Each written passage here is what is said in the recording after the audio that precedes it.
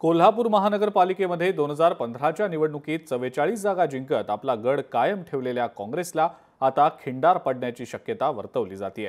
काँग्रेसच्या 10 ते 12 नगरसेवकांचा एक गटच बाहेर पडणार असल्याचा अंदाज वर्तवला जातोय। पाहुयात त्याच संदर्भातला हा एक स्पेशल रिपोर्ट।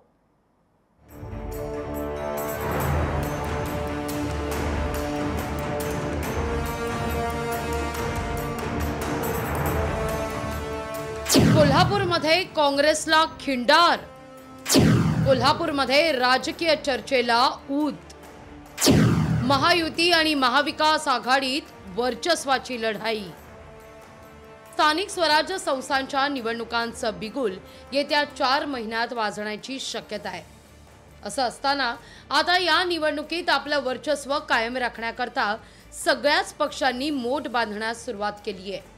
कोल्हापूर महानगरपालिका सुद्धा त्याला अपवाद नाही।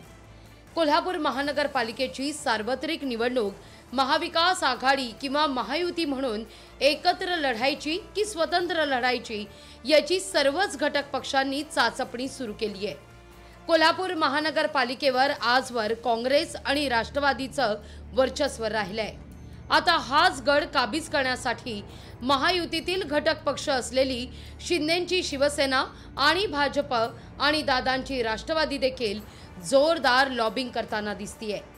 या महापालिकेत सर्वाधिक नगरसेवक काँग्रेसचे असल्यानं त्यांना आपल्या पक्षात घेण्याची व्यूहरचना महायुतीकडून आखली जातीये। त्याचाच एक भाग म्हणून मुंबईत बैठका होत असल्याचं कळतंय। आदरणीय पालकमंत्री असतील, राजेश क्षीरसागर असतील, आमची सगळी ज्येष्ठ मंडळी पक्षातील आहेत। यांच्या संपर्कात ही सगळी मंडळी आहेत आणि ही काँग्रेसचा एक मोठा गट, उभाटामधला एक मोठा गट, इव्हन शरद पवार राष्ट्रवादीमधला एक मोठा गट, ही सगळी माणसं आमच्याकडे अप्रोच आहेत आणि ते आमच्या पक्षामध्ये प्रवेश करणार आहेत। तर इथं जिल्ह्याच्या राजकारणात स्थानिक स्वराज्य संस्थांवर वर्चस्व आजवर कायम असलेल्या काँग्रेसच्या सतेज पाटलांनी डॅमेज कंट्रोल करण्यास सुरुवात केली आहे। नगरसेवकांसोबत डिनर डिप्लोमसी होतीये। यावर मात्र पत्रकारांनी विचारलं असता सतेज पाटलांनी मौन बाळगणं पसंत केलंय। काय फार ते महत्त्वाचं नाही। सतेज पाटील यांनी या संदर्भात अधिक बोलणं टाळलं असलं तरी विजय वडेट्टीवार यांनी मात्र हे गांभीर्यानं घेतलं। जेवढा कचरा साफ होईल तेवढा कचरा निघू द्या असं वडेट्टीवार म्हणतात। हा कचरा स्वच्छ झाला की नवीन लोकांना संधी मिळेल असं म्हणत पक्ष सोडणाऱ्यांना त्यांनी इशाराच दिलाय। ज्यांना सत्तेचा मोह आहे, ज्यांना सत्तेशिवाय जगू शकत नाही, हे कचऱ्याच्याच गंतीमध्ये आहेत। त्यामुळे हे कचरा स्वच्छ झाला की नवीन लोकांना संधी मिळेल। पण हे ज्या पद्धतीनं लोकांचे पक्ष फोडून कोणी काही विचार करत असेल तर जे मूळ पक्षाशी बेईमानी करतात ते उद्या तुमच्याशी बेईमानी करतील।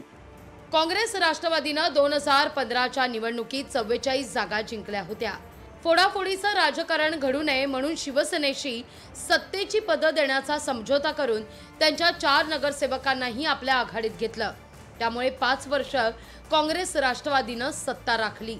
पण त्यानंतरही भाजप आणि ताराराणी आघाडीनं महापालिकेतील सत्ता हस्तगत करण्याचं स्वप्न मात्र कायमच ठेवलं। 2022 मध्ये घडलेल्या राज्यातील घडामोडींचा जिल्ह्याच्या राजकारणावर सुद्धा आता परिणाम जाणवतोय। तेव्हा आता या ठिकाणी कोण कोणाला चितपट करून आपला गड कायम राखतं हे पाहणं औत्सुक्याचं असेल। सतेज औंधकर, लोकशाही मराठी, कोल्हापूर।